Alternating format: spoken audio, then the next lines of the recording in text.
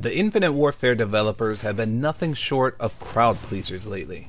For as much hate as this game gets, they've been outdoing themselves with each update, and yesterday's update was no different.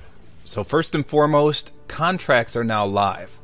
If you played Black Ops 3, you'll be familiar with the daily and weekly contracts. As of now though, there only appears to be weekly ones in Infinite Warfare. So each person will receive 2 every week, a mission teamed based one and a joint ops one. They appear to be random for each person. Mine, for example, were to land 500 shots and to earn a 5 kill streak 3 times. Now, unlike Black Ops 3, the rewards are absolutely phenomenal. The Joint Ops contract for this week offered an epic weapon.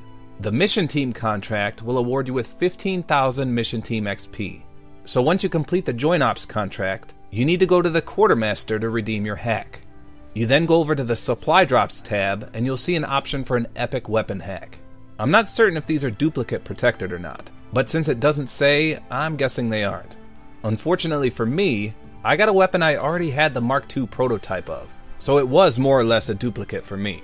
Now if I had to guess, I'd say the Joint Ops contract will likely have epic rewards like this all the time.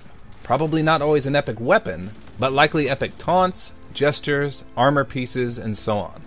I'm definitely glad they implemented the contracts, as it gives everyone yet another option to acquire items and weapons that doesn't involve real-life money. Not only this, it should allow some of the lesser played game modes to be experienced. For example, if people get objective game challenges, they'll be forced to go out of their comfort zone if they want to complete the challenge. So kudos to Infinity Ward for a job well done with this system. With regard to the Quartermaster, you'll notice they redid the layout. They also added double XP tokens to supply drops, which are rare items. You'll notice that if you get one, it says ×5. So you actually get 5 of these tokens. And how to use them is pretty simple. You get to pick yourself when you activate them, so you can save them for a really good match. For example, in this particular match, I went 40 and 19 and earned 31,392 XP. And it's this screen that you need to be on to use the token. You'll notice at the bottom of the screen, it says to push square for 2 XP token. Doing so brings up a prompt that'll ask you if you really want to use it. If you say yes, it doubles your XP.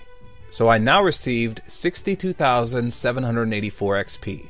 It's that easy. Now there also were a few general fixes to the game itself, 2 of which I want to cover in detail.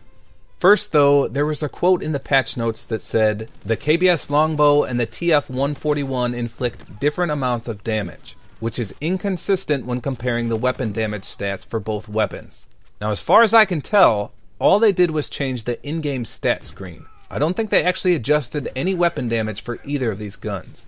Next, they finally fixed a challenge I had covered in the past, the Carpet Bomb challenge. If you watch my video on it, you'll remember that out of all the air score streaks, only getting triple kills with the Scorchers counted. Now it's working as originally intended, and progress can be attained by using Trinity rockets, Bombardment, the Warden, the Thor, and the Apex. So that should definitely make the challenge a lot easier now. Next, they made an adjustment to the sliding mechanics. They slightly reduced the maximum initial slide velocity. And unfortunately, this is really noticeable. I'm sure most of you already did this by habit, but there's a thing called the slide hop. It's when you slide and then instantly jump for a little rabbit hop type effect. This would make you move faster than just straight sprinting. With this nerf to the slide, this reduced the slide hopping effectiveness as well. So basically, you don't travel as far as you used to when you slide. Now for the 2 bigger updates. First, active camo got hit with yet another nerf. Using it now makes you slightly more visible, mainly while in motion. You can see here that the rippled distortional effect that occurs when you use active camo is now more noticeable. It reminds me of the Predator movies when he goes invisible. He does blend in well to the environment, but you can still see that rippled outline. Still, it's far better than any cloaking maneuver we've seen in prior Call of Duty games. And in the heat of combat, you'll still probably score a kill using active camo. Just be warned that you're a bit more exposed now. Now lastly, for the biggest update to this patch, they buffed one of the weakest rig traits in the game, which is Shockwave. Even in hardcore mode, this trait was pretty much wank on the cob. You had to land almost right on top of your enemy to score a kill. And for those of you who've never even used this before, all you do is push the right analog while in the air to perform a ground slam. Very similar to Advanced Warfare. So they buffed this in two different ways. They increased its non-lethal damage, and they increased its lethal damage from different heights. Now before I go into details about this, let me just show you the awe-inspiring power that is the new and improved Shockwave.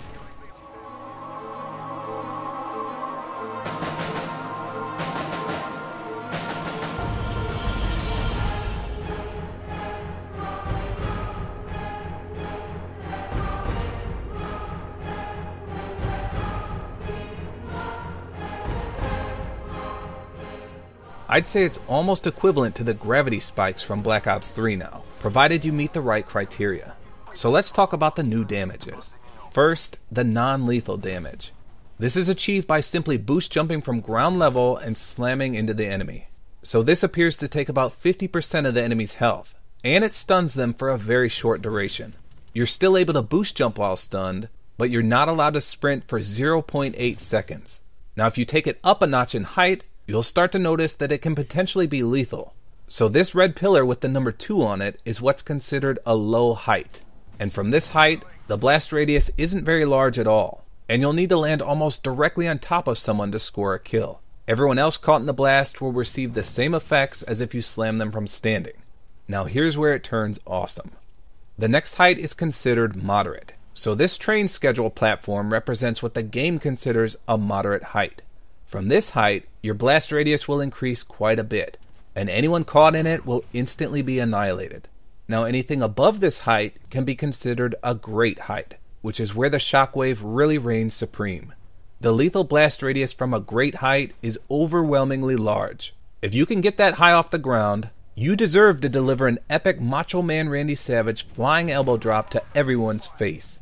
So to achieve this maximum lethal blast radius, I used some high wall running spots, as well as jumping from the train platform to down below on the bike path. As you can see, this radius is absolutely astonishing. I had them line up at the base of the stairs here, and based on my hand testing, the maximum radius was just slightly in front of this grate. So basically, if you land anywhere even remotely close to an enemy from this height, it's an instant death for quite some distance. And the aerial view of this distance doesn't exactly do it justice. If you lined up about 8 enemy players in a straight line, that's about how far the lethal radius is. Of course, you have to remember that this is private match testing. It may seem incredible the way I present it, but what are the odds you're ever going to replicate such a scenario in an actual match? I tried to use this trait several times and I'd instantly get shot out of the sky when I was trying to climb the top rope.